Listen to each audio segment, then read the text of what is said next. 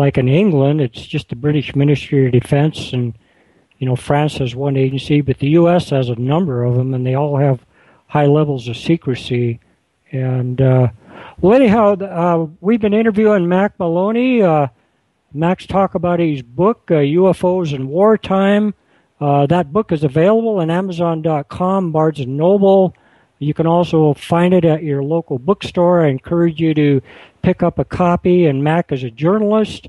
I've written a lot of books on fiction, and this is, on my understanding, his first nonfiction book. So, Mack, thanks a lot for joining us, and we appreciate the information in your book, and we will hopefully talk to you in the near future. Okay, that's great. Thanks a lot for having me on, Bill. I really appreciate it. Thank you. Okay, Mack. Take care. Good night. Bye. Okay, at this point, we're going to take a short break, and then we'll come back with our second guest, Bradford Evans. Bradford's on the other end. All right, this is William Puckett again on the Inception Radio Network, the weekly Epic Voyages show. If you just joined us, we already interviewed a gentleman named Mack Maloney. Mack talked about his book, UFOs in Wartime. If you missed that, you can catch it in a couple of days on the podcast. I'm going to mention a couple of websites. First of all, Epic Voyagers, www.epicvoyagers.com. Study all extraordinary phenomena, of which mostly what I'm going to talk about is UFOs, but we're going to talk about ghosts. We study Bigfoot, cryptozoology, other paranormal phenomena, and also my website, my UFO investigation website, www.ufsnw.com. It's UFOs Northwest. You put that in Google, you can find me. Lots of new sightings on my site and photos. And if you want to call into the show a little later on, we're going to take some calls. The phone number, 888-919-2355. You want to go to the chat room, giving you a bunch of information here, www.inceptionradionetwork.com.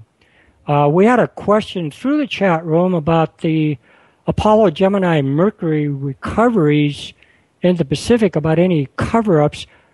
I'm not aware of any. Now, I don't recall any specific UFO sightings. I don't know what the listener, exactly the nature of his question, but personally, I'm not aware of any cover-ups in the Pacific. There's been a number of other things out in the Pacific, projects and everything to do with nuclear weapons, that there's been some UFO activity. One called Project Dominic, which is kind of a top-secret atmospheric testing project, a lot of UFO activity. But I'm not aware of anything to do with the U.S. space program. Coming up next, and on the line here pretty soon, will be Bradford Evans from Oregon. Bradford has helped me out a lot as a UFO investigator for UFOs Northwest. He has a good background in psychology. He's interviewed a lot of witnesses, and he's also working on a book, which I'm going to have him discuss. And both guests tonight, you can go to their websites. If you go to my website, and right on the top there, click on that hypertext, and then there's a page that'll come up, and you can go to Bradford's blog, or also Mack Maloney's site. So, Bradford Evans, good evening to you. Good evening, Bill. It's a pleasure. Hey, how are things in Oregon tonight? Any snow out there? We got a little dusting of snow over the last couple days, and in Eugene, 1 or 2 inches is like a major snowstorm. Well, the ground's black here in the high mountain valley of Helena, Montana, the Helena Valley too, and we're up close to 4,000 feet, and heavy continental climate, but still no snow. But we may get some tonight. So, well, Brad, first off, I'd like to publicly thank for all the help you've given me over the years on my site, interviewing a lot of witnesses in very compelling cases. And I guess, basically, I'd like to know, how did you become interested in UFOs? Okay, well, first of all, let me thank you for inviting me to come here, and thank the Inception Radio Network. And I've really enjoyed working with you over the last 5 years. For me, I think it goes back to I've always had an interest in the paranormal, and that goes back to my grandmother, who grew up in what is today the Ukraine. And when we were growing up, we were regaled with stories about dreams that she had that came true. And so, I had the psychic grandmother, and some of that passed along to my aunt. And so it was just sort of part of the atmosphere when I was growing up. And then in graduate school, when I was getting my PhD in clinical psychology, two of my mentors were both working at the Rhine Institute just up the road at near Duke University. And so, then I had a chance to do some work on parapsychology and worked on a poltergeist case. And then that all sort of fell away, and I got into, doing clinical practice and teaching and training and those kind of activities. And then it was, I think, in the late 1980s when a book fell into my lap, a book that probably a lot of the listeners have read, Whitley Strieber's Communion, which was a runaway bestseller. And I was living at the time on a ranch in a double-wide mobile home on 22 acres by myself, sitting there in the dark reading Communion. And it, it really got under my skin, and it felt like, began to feel like something of a calling. So that's sort of the short answer of how I got involved, and then it just kept coming up in my life. I also have a life as a creative writer, and a few of my novels deal with the topic of extraterrestrial intelligence. So it just kept resurfacing in my life, and then in 2006 I decided I needed to go further with this, and that's when I got in touch with you. Yeah, you mentioned Communion. Boy, reading that on a lonely 22-acre ranch in the dark would be pretty spooky. I remember that book, and very, very well-written book and personal experience. Well, you mentioned you studied parapsychology, and do you think that UFOs are related to other paranormal phenomena like poltergeists and, other psychic phenomena? Well, I think in some cases there is a connection. Not in every case. I mean, some cases just seem like kind of hard tacks, physical phenomenon. But then in a lot of cases, you get paranormal phenomenon cropping up. I think of what was going on at the ranch in northern Utah in the Uinta Basin that was written in the book Skinwalkers. There was right. a lot of UFO activity, but there was a lot of other paranormal poltergeist-like activity as well. Yeah, that was really a strange case. George Knapp, who's host Coast to Coast, he's a news anchor in Las Vegas, I think for CBS, local CBS. I could be wrong on that. And I listened to his talk in the MUFON conference a few years ago, and they put him out there on a chair one night to see if he'd attract anything. He didn't, but I guess he's got a lot more gumption than I do. But apparently that place is just a smorgasbord of paranormal phenomena, all the way from sighting dinosaurs to skinwalkers, huge wolves where they shoot at them and fill them full of lead, and they just sort of trot away, and UFO sightings and animals getting burned to cinders. Yeah, that's really a strange case. One thing I wanted to ask you, have you ever personally seen a UFO? The simple answer is no. I have never seen a UFO. And, I'm someone, I love camping. I've done a lot of backpacking, and I've spent a lot of time by myself in very remote parts of the West and the Southwest, camped under the stars and looking at the sky, and I've never seen anything that I would call a UFO. Now, the caveat is that I've been to the Gilliland Ranch up near Mount Adams in Washington. I think you've been there as well, right? Yeah, I've been there, yes. And a few times when I've come back, I've probably been there a half a dozen times, I've actually taken photographs of what look like UFOs. These are typically rod-shaped objects in the sky that I wasn't seeing at the time, and there was no sound associated with it. I was just taking pictures of the mountain. They have a beautiful view of the mountain up there, and when I got home and looked at my photographs, there are these rod-shaped objects. And, you know, I've also, in those same pictures, you can see birds, and they look very different. And some of these objects even just seem to have like a dome-like structure around them. And I've never those kind of objects don't show up in photographs I've taken anywhere else. And so, you know, that certainly got my heart racing.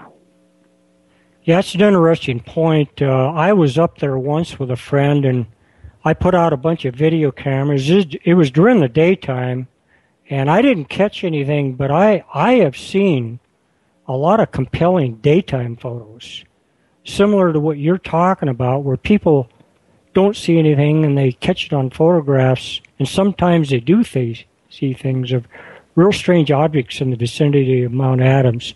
Mount Adams, Mount Rainier, and Mount St. Helens in Washington State. I have had a deluge of actual flying saucer photos.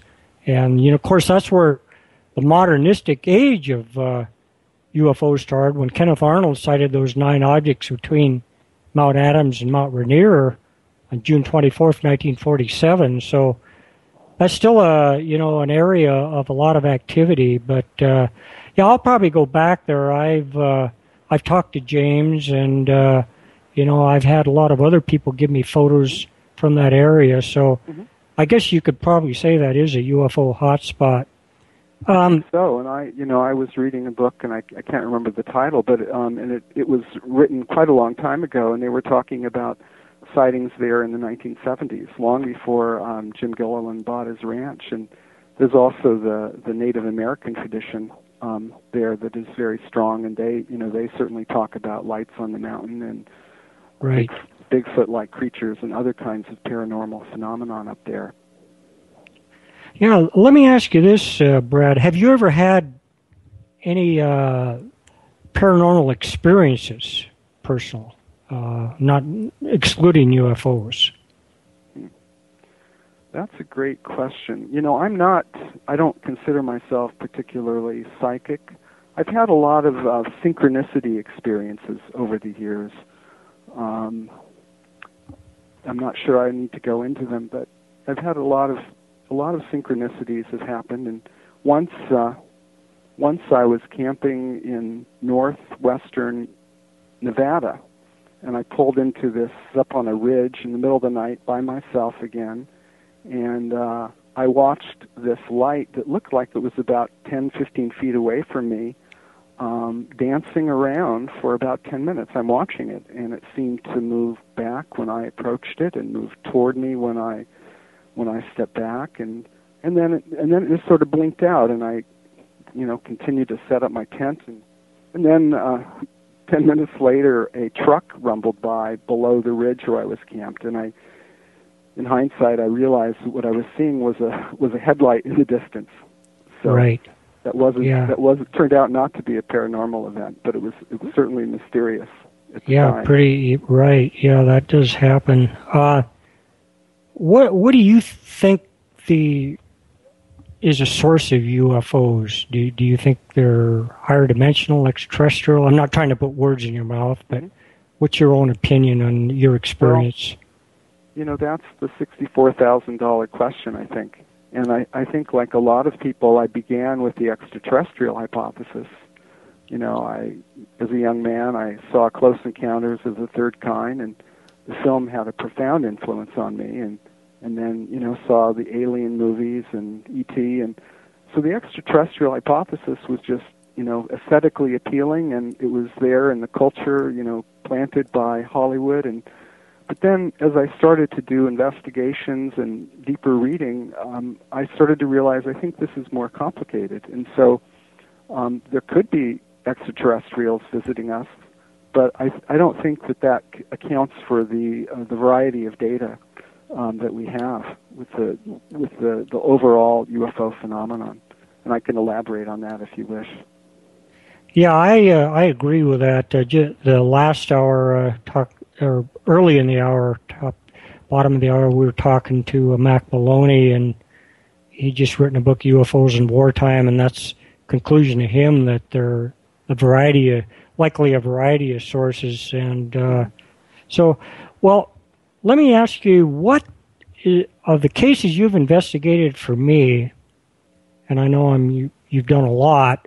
Is there any case that jumps out that you think was the most compelling, most unexplained, most intriguing?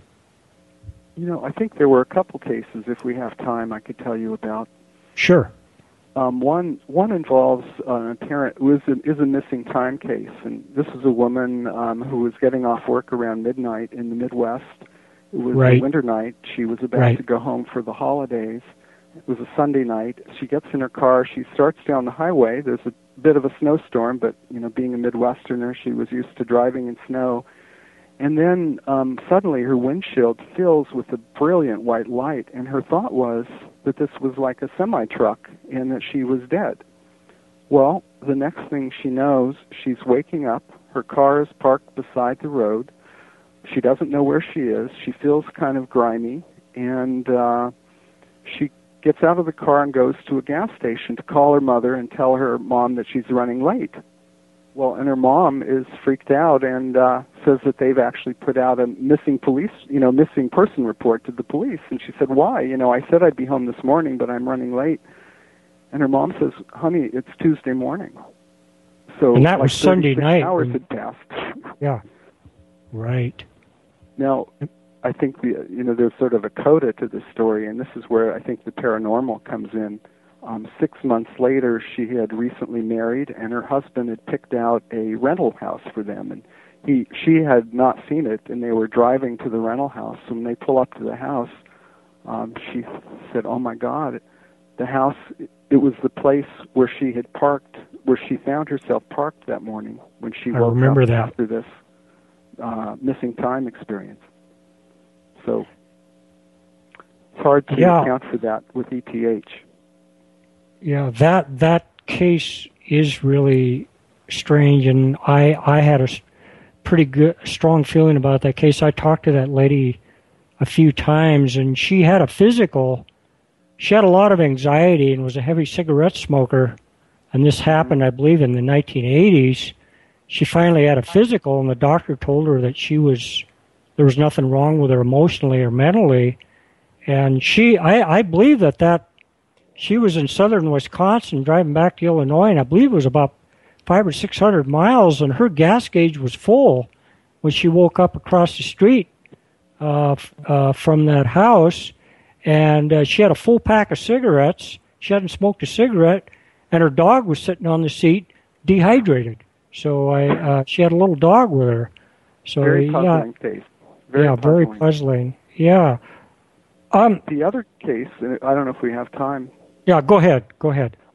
This is a case you referred to me early on, and I'm sure you'll remember it as well. And these were a group of friends went paintballing up in the mountains of the Cascades, and they were camping. And the main witness just settled down for the night, and he heard something moving through the woods coming toward the tent. And he was sleeping there with his friend and his friend's girlfriend next to him. And then he hears this sound of footsteps or branches crackling, and then he hears something that sounds like, he said, dolphin speech, speeded up, the clicking sound that dolphins make, but much faster. Right. And then he heard like several beings around this tent, all speaking in this language back and forth. And he sat up. He was pretty distressed at this point. And then he said 2 red laser lights came into the tent, one from each side, very powerful lasers, and they seemed to be probing the tent. And then they went out, and he was looking. It was a night with a full moon, or very close to full moon, and he could see the outline of some kind of creature out there with a big head and a spindly body. And then he said the finger pressed into the tent fabric, and at that point he freaked out, and he swatted the hand. He woke up his friend, and they went out and searched for a while, but they didn't find anything.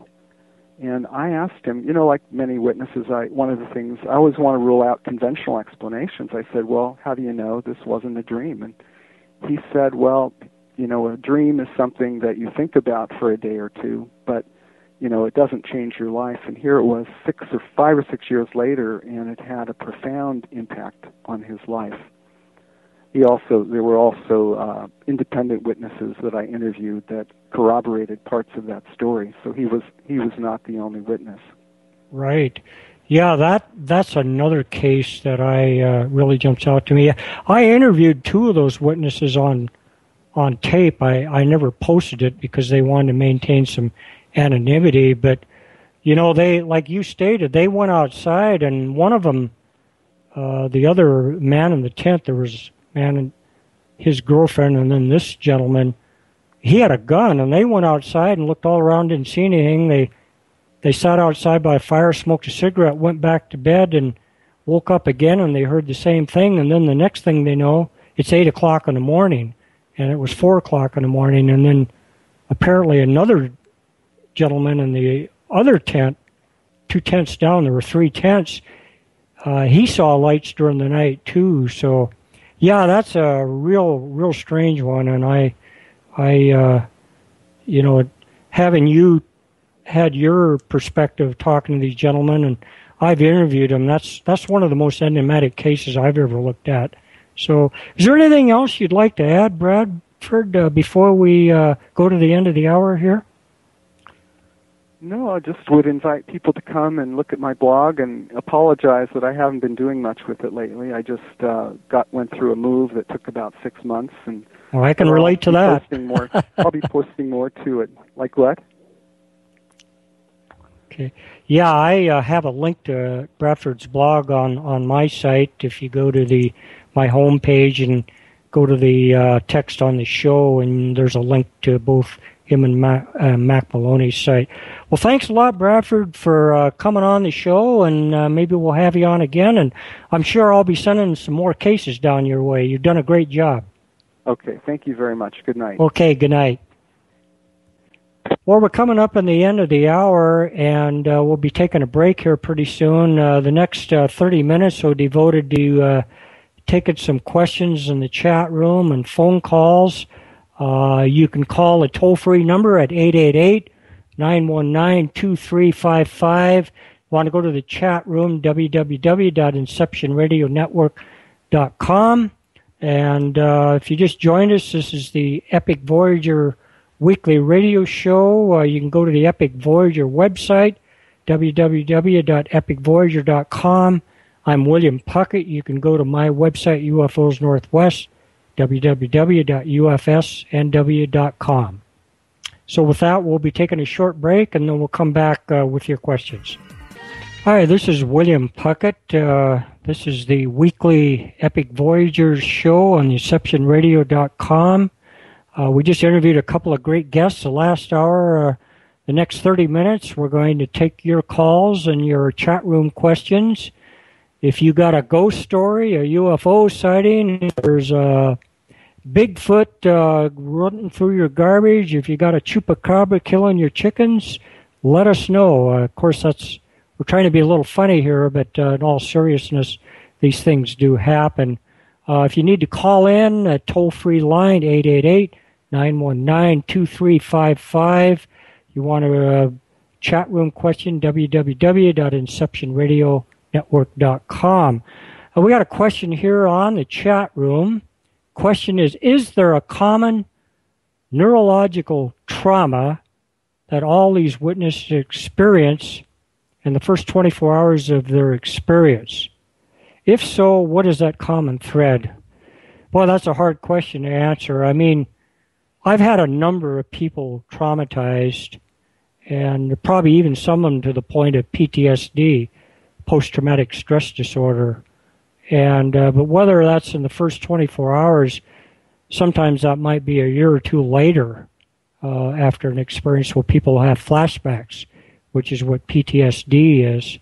I don't really know. I mean, there's obviously, I'm presuming that the caller is questioning about the abduction phenomena or close encounters, and I know that I interviewed a woman in Hawaii on the Big Island that she had had a night of terror, her and her boyfriend, and she was really traumatized. She hadn't slept in over 24 hours when I talked to her, and I guess that's happened with other people. But I generally, I haven't had a high percentage of abduction reports, and I wouldn't say that a lot of people have been traumatized, but a few of them have been. So I don't know if that's a good response, but that's what comes to mind.